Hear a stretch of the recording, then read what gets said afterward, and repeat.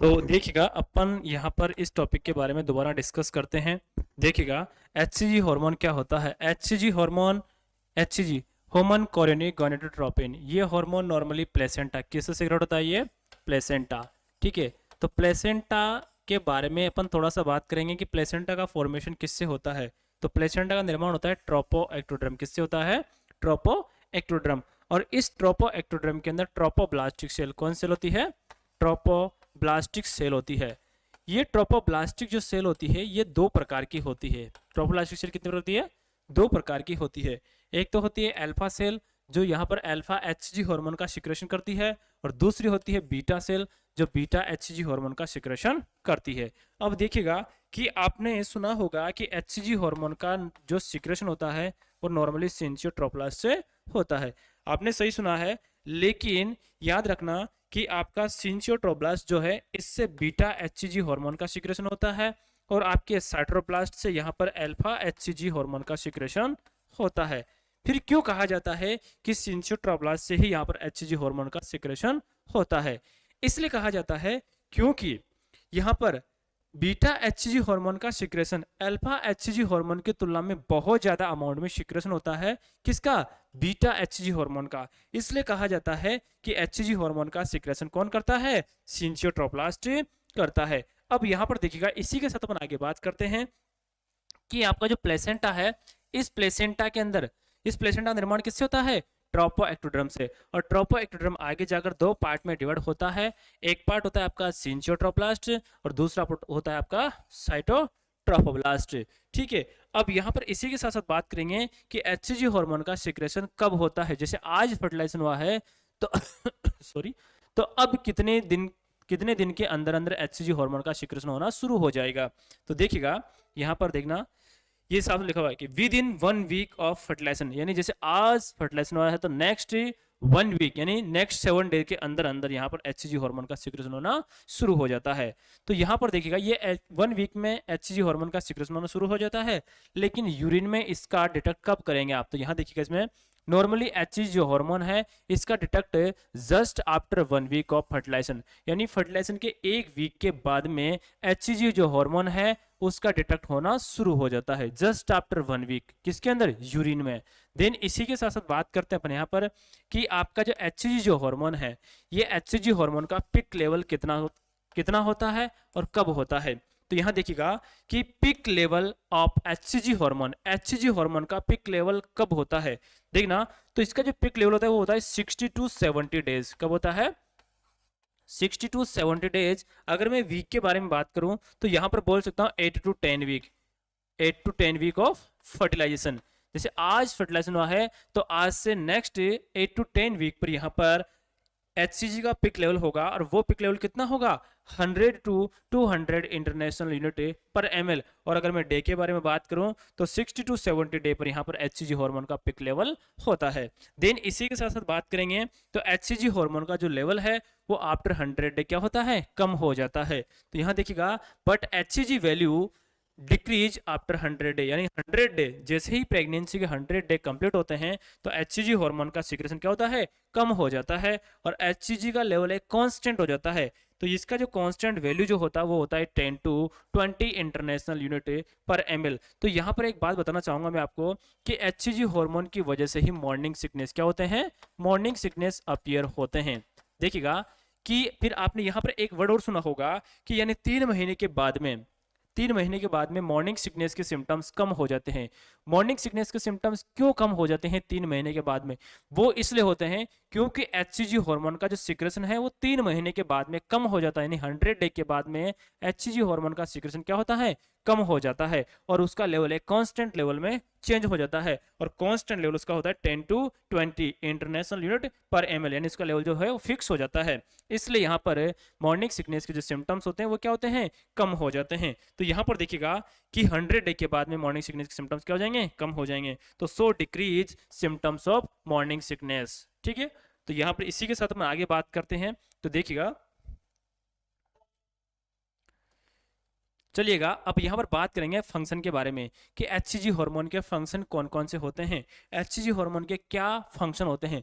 देखिएगा HCG hormone, चलिएगा सबसे पहले मैं आपको बता देता हूं कि कॉर्पस लुटेम क्या होती है। ये कॉर्पस लुटेम कहां पर प्रेजेंट होती है? देखिएगा, कॉर्पस लुटेम ओवरी में कहां होती है? ये ओवरी के अंदर ये प्रेजेंट होती है।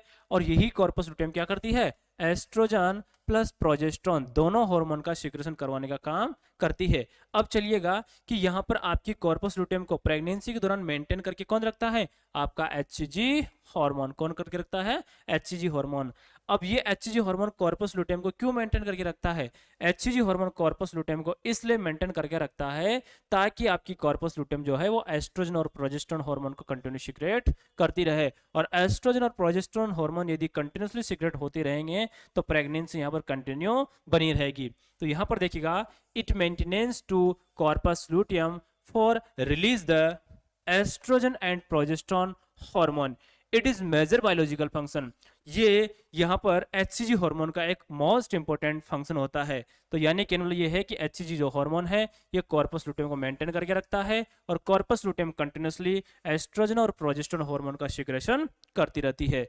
अब देखिएगा आगे इसी के साथ साथ बात करते हैं नेक्स्ट फंक्शन क्या होता है कि stimulate the Leydig cells in male baby, यानी मेल बेबी के अंदर लेडिंग सेल्स को स्टिमुलेट करता है। और लेडिंग सेल्स का काम क्या होता है? टेस्टोस्टेरोन हार्मोन को रिलीज करवाना। देन इसी के साथ एक मोस्ट इंपोर्टेंट एक लाइन बताता हूं मैं कि एचसीजी जो हार्मोन है, HCG hormone is similar to LH hormone, यानी एलएच हार्मोन के सिमिलर होता है एचसीजी हार्मोन। क्यों होता है? देखिएगा कैसे होता है, देखिएगा देखना इसमें आपका एलएच हार्मोन होता है। ये एलएच हार्मोन आपके मैच्योर फॉलिकल पर काम करता है। कहाँ काम करता है? ये मैच्योर फॉलिकल पर काम करता है। और मैच्योर फॉलिकल पर जैसे ही काम करेगा तो यहाँ पर इसका क्या हो जाएगा? ओवुलेशन। क्या हो जाएगा? ओवुलेशन। और ओवुलेशन होकर यहाँ से क्या रिलीज होगा? ओवम रिलीज होगा। क्या रिलीज होगा? ओवम रिलीज होगा। यानी एलएच जो हार्मोन है ये ओवुलेशन का कार्य करवाता है और यहाँ पर ओवम रिलीज करवाने का काम करता है। ये तो एक फंक्शन हो गया एलएच का। और एलएच का एक दूसरा ही फंक्शन यहाँ पर ये होता है कि यानी जो आपका एलएच जो है ये टेस्टिज पर काम करता है। और टेस्टिज में जो लेडिंग सेल्स होती है, कौन सेल? लेडिंग सेल्स जो होती है ये लेडिंग सेल्स को स्टिमुलेट करवाता है। और लेडिंग सेल्स जो है टेस्टोस्टेरोन हार्मोन का सिक्रेशन करवाता है। ठीक है, तो यहां पर मैंने बोला है कि आपका जो एचसीजी जो हार्मोन है ये भी लेडिंग सेल्स को क्या करवाता है? स्टिमुलेट करवाता है और टेस्टोस्टेरोन हार्मोन का सिक्रेशन करवाता है। जिस तरह आपका एलएच जो है टेस्टिज पर काम करता है और लेडिंग सेल्स को स्टिमुलेट करवाता है और टेस्टोस्टेरोन हार्मोन को रिलीज करवाने का कार्य करता है। तो यानी कि मतलब ये है कि एचसीजी हार्मोन और एलएच जो हार्मोन है दोनों एक दूसरे के सिमिलर होते हैं। क्या होते हैं? दोनों एक दूसरे के सिमिलर होते हैं। ठीक है, चलिएगा अपन इसी के साथ साथ बात करते हैं आगे। तो देखना इसमें नेक्स्ट फंक्शन क्या होगा। देखिएगा नेक्स्ट फंक्शन क्या है इसका। नेक्स्ट फंक्शन देखना, HCG act as a immunosuppressant, यानी एचसीजी जो हार्मोन है ये प्रेगनेंसी में इम्यूनो यानी इम्यून पावर को सप्रेस करके रखता है। कैसे सप्रेस करके रखता है? सुनिएगा। एक्चुअली एचसीजी जो हार्मोन है ये पप्पा और प्रोजेस्टेरोन हार्मोन इन दोनों के साथ मिलकर इम्यूनोसप्रेसेंट का कार्य करता है ताकि प्रेगनेंसी कंटिन्यू बनी रहे। अब देखिएगा pappa pregnancy associated plasma protein A, ये हार्मोन कहाँ से आया है? नॉर्मली ये हार्मोन आया है कहाँ से? ये हार्मोन आया है आपके प्लेसेंटा से। नॉर्मली प्लेसेंटा के बारे में अगर बात करूं तो प्लेसेंटा से दो प्रकार के हार्मोन सिंथेसिस होते हैं। देखना इसमें प्लेसेंटा से टू टाइप के हार्मोन सीक्रेट होते हैं। देखिएगा एक तो होते हैं आपके प्रोटीन हार्मोन। कौन से होते हैं? Protein hormone. और दूसरे होते हैं यहाँ पर स्टेरॉयड हार्मोन। अब स्टेरॉयड हार्मोन कौन कौन से होते हैं और प्रोटीन हार्मोन कौन कौन से होते हैं? तो देखिएगा इसमें कि आपका यानी एक तो होता है एचपीएल। कौन सा होता है? HPL, human placental lactogen hormone.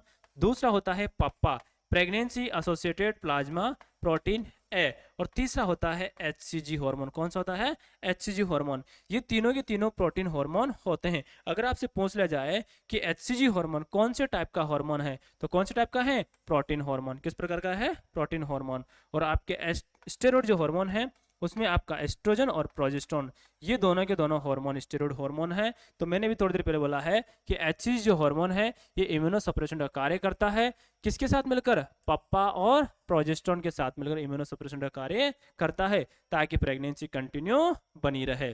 चलिएगा इसी के साथ साथ बात करते हैं। देखना इसमें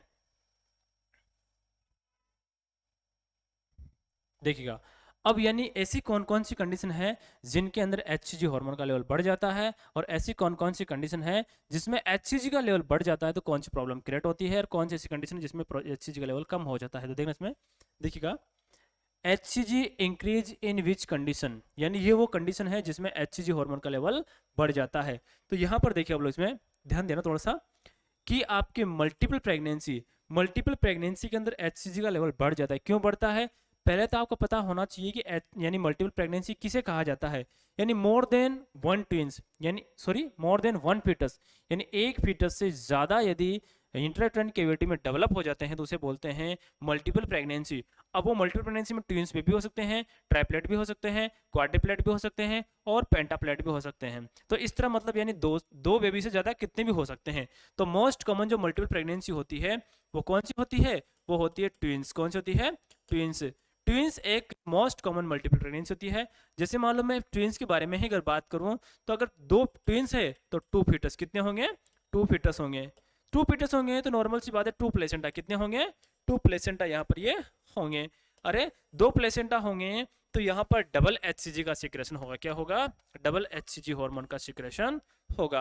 अरे डबल HCG हार्मोन का सिक्रेशन होगा तो मैं यहाँ क्या बोल रहा हूँ? मैं यही तो बोल रहा हूँ कि HCG increase in which condition, यानी मल्टीपल प्रेगनेंसी एक ऐसी प्रेगनेंसी है जिसमें HCG का लेवल बढ़ा हुआ रहता है। तो क्यों रहता है? डबल प्लेसेंटा होने की वजह से, या फिर दो से ज़्यादा भी हो सकते हैं। तो यहाँ पर देखना डाउन सिंड्रोम। डाउन सिंड्रोम क्या होता है देखना इसमें, डाउन सिंड्रोम को बोलते हैं आप लोग ट्राइसोमी 21। क्या बोलते हैं? ट्राइसोमी 21 इसे कहा जाता है। ट्राइसोमी 21 के बारे में अगर बात करें तो यहाँ पर देखिएगा ट्राइसोमी 21, देखिएगा आप लोग इसमें ट्राइसोमी 21 नॉर्मली आपकी जो सेल्स होती है उसमें 21 पेयर होते हैं क्रोमोसोम्स के। कितने? 21 पेयर्स होते हैं। उसमें से सॉरी 23 पेयर्स होते हैं। कितने होते हैं? 23 पेयर होते हैं। 23 पेयर में से जो 21 नंबर का जो पेयर होता है क्रोमोसोम्स का, उसमें XX क्रोमोसोम्स होते हैं। ठीक है, तो इसमें एक और एक्स्ट्रा क्रोमोसोम की बढ़ोतरी हो जाती है तो यहाँ में ट्रिपल एक्स हो जाते हैं। कितने हो जाते हैं? ट्रिपल एक्स हो जाते हैं।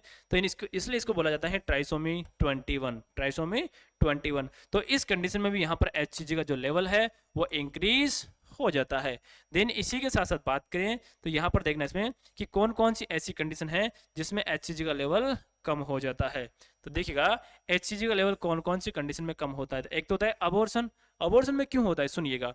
अबॉर्शन अबॉर्शन एक ऐसी प्रोसेस है जिसके अंदर fetus explode through the vagina. Fetus explode through the vagina, यानी वेजाइना से फीटस का बाहर आ जाना। बाहर आ जाना। अगर फीटस ही बाहर आ जाएगा तो प्लेसेंटा भी क्या होगा? बाहर आ जाएगा। अरे प्लेसेंटा ही बाहर आ जाएगा तो अब HCG हार्मोन कौन सिक्रेट करेगा? कोई सिक्रेट नहीं करेगा। कोई सिक्रेट नहीं करेगा तो यहाँ पर HCG का लेवल क्या हो जाएगा? कम हो जाएगा। देन इसी के साथ साथ बात करेंगे एक्टोपिक प्रेगनेंसी के बारे में। तो एक्टोपिक प्रेगनेंसी क्या होती है, ठीक है, और इसमें HCG का लेवल कम क्यों होता है, इसके बारे में अपन बात करते हैं। तो देखिएगा सबसे पहले तो आपको इम्प्लांटेशन के बारे में पता होना चाहिए। इम्प्लांटेशन क्या होता है? इम्प्लांटेशन इम्प्लांटेशन का मीन्स होता है कि यानी फर्टिलाइज्ड जो ओवम होता है, फर्टिलाइज्ड ओवम। चलो मैं इसके बारे में थोड़ा डिटेल बताता हूँ, सुनिएगा, ध्यान सुनना इसमें। देखिएगा ये है यूट्रस। क्या है ये? यूट्रस। ये इसकी फैलोपियन ट्यूब है। ठीक है, ये ओवरी है। ओवरी से ओवम रिलीज होगा और यहाँ पर ये है यूटेराइन बॉडी। यूटेराइन कैविटी से आप लोग बोलते हैं। देखिएगा इसमें एक्चुअली यहाँ से ओवम पहुँचता है आपकी फैलोपियन ट्यूब में, और सेक्सुअल इंटरकोर्स के दौरान यहाँ से पहुँचता है क्या? यहाँ से पहुँचता है स्पर्म। क्या पहुँचता है? यहाँ से ये स्पर्म पहुँच गया है। अब स्पर्म पहुँच गया है तो यहाँ पर स्पर्म पहुँच गया तो इसमें इसका क्या होगा? फर्टिलाइजेशन। क्या हो जाएगा? फर्टिलाइजेशन, यानी ओवम का फर्टिलाइजेशन हो जाएगा। अब देखिएगा ओवम का फर्टिलाइजेशन कहाँ पर होता है? ओवम का फर्टिलाइजेशन होता है एम्पुला पार्ट में। कहाँ होता है? एम्पुला पार्ट में। ये एम्पुला पार्ट होता क्या है? देखिएगा इसमें कि ये आपकी टोटल क्या है? ये फैलोपियन ट्यूब। क्या है ये? Fallopian tube. इस फैलोपियन ट्यूब के चार पार्ट होते हैं। First is the intramural. कौन सी होती है? Intramural. Second is the isthmus, और तीसरी जो थर्ड होती है एम्पुला। कौन सी होती है? एम्पुला। और फोर्थ इज द इनफंडिबुलम। यानी इस तरह ये फैलोपियन ट्यूब के चार पार्ट होते हैं। तो यानी जो एम्पुला वाला पार्ट होता है, इस वाले पार्ट में ही क्या होता है? फर्टिलाइजेशन। क्या होता है? फर्टिलाइजेशन होता है। अब देखिएगा कि फर्टिलाइजेशन होने के बाद में यहाँ पर फर्टिलाइज ओवम कहाँ रिलीज होता है? ये आता है आपके यूट्रस में। अब यूट्रस के अपर सेगमेंट में इसका इम्प्लांटेशन होता है, यानी इम्प्लांटेशन ऑफ फर्टिलाइज्ड ओवम इन, यानी फर्टिलाइजेशन अकर इन एम्पुला पार्ट और implantation occur in uterine cavity in upper segment of uterus. तो ये यहाँ पर इम्प्लांटेशन हो जाएगा। तो इस तरह की जो प्रेगनेंसी होगी इसको बोलेंगे एंडोपिक प्रेगनेंसी। क्या बोलेंगे? Sorry, endopic pregnancy. क्या बोलेंगे? एंडोपिक प्रेगनेंसी इसे कहा जाता है।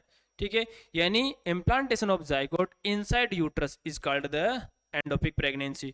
और एक्टोपिक किसे कहा जाता है? एक्टोपिक उसे कहा जाता है जिसमें फर्टिलाइजेशन ओम का, यानी फर्टिलाइज्ड ओम का इम्प्लांटेशन आउटसाइड ऑफ यूट्रस, यानी यूट्रस के बाहर कहीं पर भी, फेलोपियन ट्यूब में हो सकता है, पेल्विक कैविटी में हो सकता है, एब्डोमिनल कैविटी में हो सकता है, यानी कहीं पर भी इसका इम्प्लांटेशन हो सकता है, उसी को ही अपन क्या बोलेंगे यहाँ पर? एक्टोपिक प्रेगनेंसी कहा जाता है। तो यहाँ पर ये वो दोनों कंडीशन है। अगर मान लो एक्टोपिक प्रेगनेंसी अगर मान लो आउटसाइड यूट्रस यानी बाहर इंप्लांटेशन होता है, उसे एक्टोपिक प्रेगनेंसी कहा जाता है। और एक्टोपिक प्रेगनेंसी में प्रॉपर्ली प्लेसेंटा का डेवलपमेंट नहीं हो पाता है, इसलिए प्रॉपर्ली डेवलपमेंट नहीं होने की वजह से एचसीजी हार्मोन जो है वो प्रॉपर्ली सीक्रेट नहीं होता है। तो देखिएगा इसमें इसी के साथ बात करते हैं, तो कौन कौन सी ऐसी कंडीशन क्रिएट होती है एचसीजी हार्मोन बढ़ने की वजह से। यदि आपकी बॉडी में यदि एचसीजी हार्मोन यदि बढ़ जाता है, यानी प्रेग्नेंट लेडी में यदि मान लो एचसीजी हार्मोन बढ़ जाता है, तो एक प्रॉब्लम कॉज करता है hyperemesis gravidarum. Hyperemesis gravidarum pregnancy की अबनॉर्मल डिजीज होती है, जिसके अंदर फीमेल में सीवियर वॉमिटिंग होती है। दूसरा है यहाँ पर हाइड्रोडिफॉर्म मॉल, इसमें ग्रेप्स लाइक स्ट्रक्चर, यानी grapes like structure visible through the vagina, यानी यूट्रस और यूट्रस के कुछ पार्ट्स होते हैं, एम्ब्रियोनिक लेयर और कोरियोनिक लेयर, ये बाहर विजुअलाइज हो जाते हैं। कब?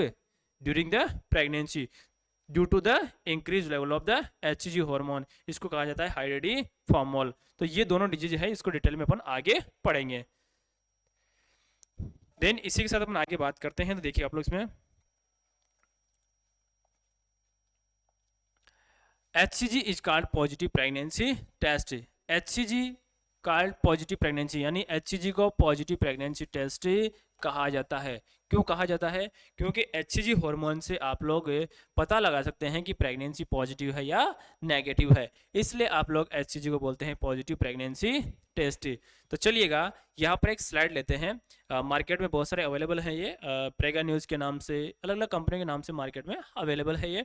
ठीक है, तो यहाँ पर कोई सा भी एक स्लाइड लीजिएगा, देखना ये है आपकी टेस्ट ट्यूब।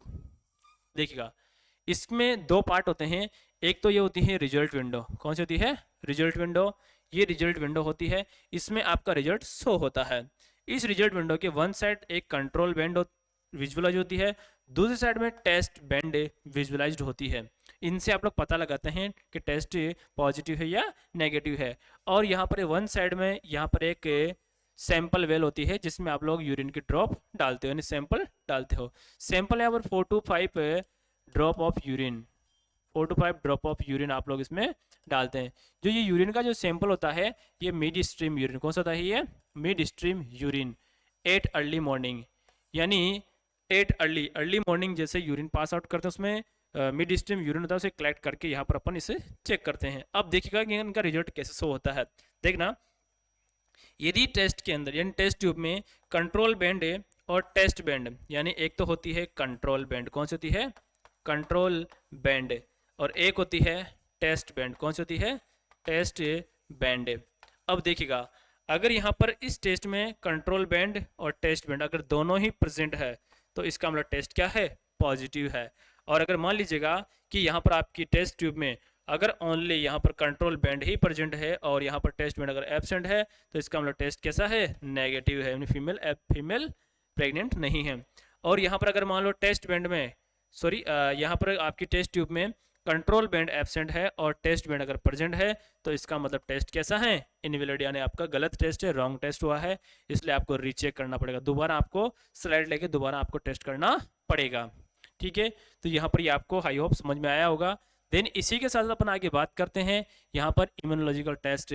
तो ये लेबोरेटरी के टेस्ट होते हैं, लेबोरेटरी में किए जाने वाले टेस्ट होते हैं ये नॉर्मली, और वो तो अपन घर पे या कहीं पर भी उसे कर सकते हैं टेस्ट ट्यूब वाले। देखिएगा, इम्यूनोलॉजिकल टेस्ट, यानी इसमें एंटीबॉडी मिक्स की जाती है और इसमें यहाँ पर एंटीजन में मिक्स किया जाता है। इसमें एचसीजी जो है उसको यूरिन में डिटेक्ट किया जाता है। कैसे करते हैं सुनिएगा। यहाँ पर एक लेते हैं अपन, एक वाइल लेंगे और उसके अंदर यानी टेस्ट ट्यूब लेंगे एक, ठीक है, उसमें यूरिन सैंपल क्या डाल देते हैं, यूरिन सैंपल उसमें डाल दिया जाता है और उसके अंदर फिर से इसमें एचसीजी एंटीबॉडी क्या डाल दी जाती है, एचसीजी एंटीबॉडी डाल दी जाती है बाहर से। ये आर्टिफिशियल कौन सी होती है, आर्टिफिशियल एंटीबॉडी डाल दिया आपने और ये यूरिन सैंपल आपने लिया है, ठीक है। अब देखिएगा, अगर मान लो उस यूरिन के अंदर एचसीजी होता है, जो आपने सैंपल लिया है उस सैंपल के अंदर यदि मान लो एचसीजी एंटीजन प्रेजेंट है, मींस यानी उसमें एचसीजी हार्मोन पहले ही प्रेजेंट है यूरिन के अंदर, तो उसमें एचसीजी एंटीजन जो है वो एचसीजी एंटीबॉडी के साथ में क्या बना लेगा, कॉम्प्लेक्स बना लेगा। यानी एचसीजी एंटीजन जो पहले ही प्रेजेंट था और एचसीजी एंटीबॉडी जो बाहर से आपने डाली है, दोनों का क्या बन जाएगा, कॉम्प्लेक्स बन जाएगा, है ना। अब इनको चेक करने के लिए क्या करोगे, यानी जो बाहर से आपने एचसीजी एंटीबॉडी डाली है उसको चेक करने के लिए कि वो यूरिन में प्रेजेंट है या नहीं है, उसको चेक करने के लिए आप बाहर से एचसीजी एंटीबॉडी एचसीजी एंटीजन डालेंगे, बाहर से आर्टिफिशियल एचसीजी एंटीजन डालेंगे।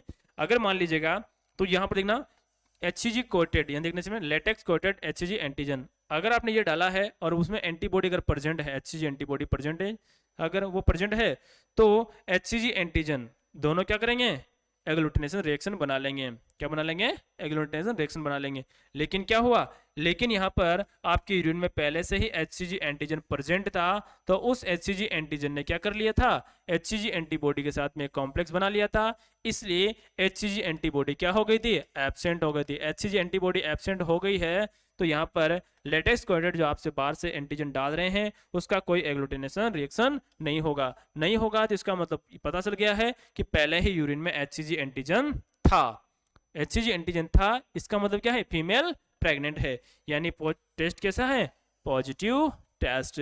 तो इस तरह ये करते हैं। देन इसी के साथ साथ नेक्स्ट जो होगा यहाँ पर देखिएगा, देखिएगा इसमें ये यूरिन ये नेगेटिव टेस्ट वाला है, कैसे करते हैं इसको भी सेम प्रोसेस होती है। देखना, देखिएगा इसमें बात करेंगे,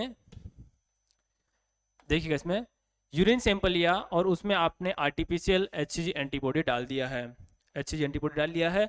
अब यहाँ पर देखना एचसीजी एंटीबॉडी डाल दिया है लेकिन उस यूरिन में कोई भी एचसीजी एंटीजन नहीं था।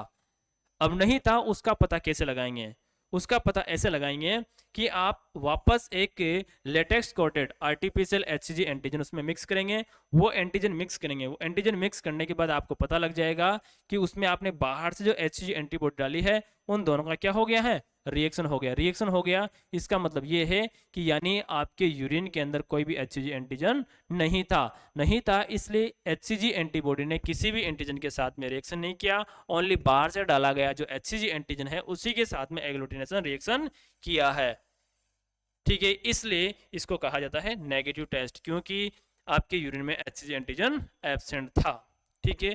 तो ये आपको आई होप समझ में आया होगा सभी को, ठीक है। और आप सभी लोग अगर मान लो समझ नहीं आया हो तो आप कमेंट बॉक्स में कमेंट करके बता सकते हैं, ठीक है। Thank you my dear future nursing officers. Next class अपन आगे पढ़ेंगे, आज के लिए इतना ही काफ़ी है।